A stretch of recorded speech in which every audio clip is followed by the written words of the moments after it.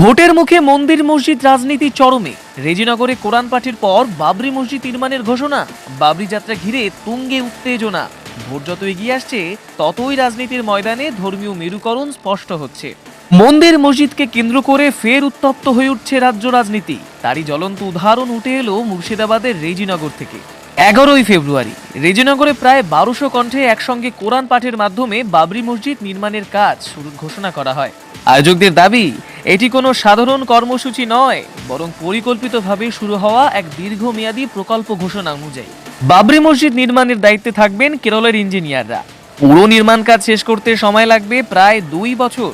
এই ঘোষণার পর থেকেই রাজনৈতিক মহলে শুরু হয়েছে জোর জল্পনা। ভোটের ঠিক আগে কেন এই সময় বেছে নেওয়া হলো? এতেই থামছে না উত্তেজনা। আগামী 12ই ফেব্রুয়ারি থেকে শুরু হচ্ছে বাবরি যাত্রা।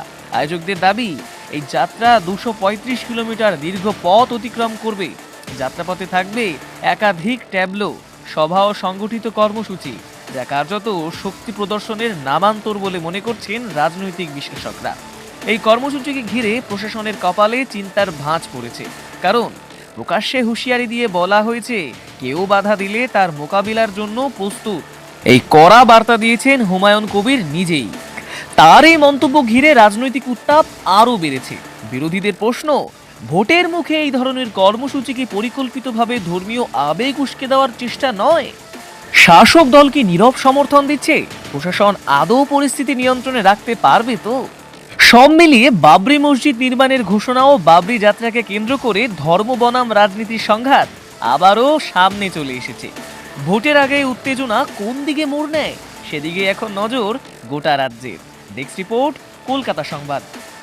শূন্য শূন্য যোগ করলে শূন্যই হয়, তো সেই শূন্য একটা শূন্য কেটে গিয়েছে, আর একটা শূন্য আমাদের সঙ্গে থাকার জন্য আগ্রহ দেখিয়েছে। 25শে ফেব্রুয়ারি 2026-এর মধ্যেই মিম, আইএসএফ, সিপিএম কার সঙ্গে আমরা জোট বাঁধছি সেটা বাংলার মানুষকে আমরা ক্লিয়ার করব। যদি আমাদের সঙ্গে জোট হয় সেক্ষেত্রে তো আমার সিট শেয়ারিং কমে যাবে, কিন্তু আমি যতই কমুক আমি 135-এর নিচে আমি নামব না। যদি জোট না হয় তাহলে আমি একাই 182টা আসনে প্রার্থী দেব। আমার মূল টার্গেট তৃণমূলকে পরাজিত করা এবং বিজেপিকেও মেজরিটিতে না পৌঁছাতে দেওয়া।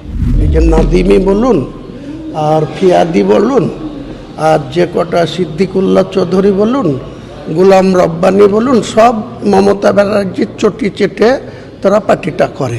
এই চটি চেটাদের হুমায়ুন কবির ভয় পায় না। আমি চ্যালেঞ্জ করছি, আমাকে খিদিরপুরে যেভাবে ববি হাকিমের ওই শাহবাজের নেতৃত্বে যে ধরনের আচরণ করেছে, আমি মুর্শিদাবাদে ববি হাকিম যেদিন ঢুকবে আমি নিজে নেতৃত্ব দিয়ে ববি হাকিমের কলার ধরে আমি তার বদলা নেব। আমি হুমায়ুন কবির যা পারে করে নেবে, যা পারে করে নেবে। হুমায়ুন কবিরকে পারলে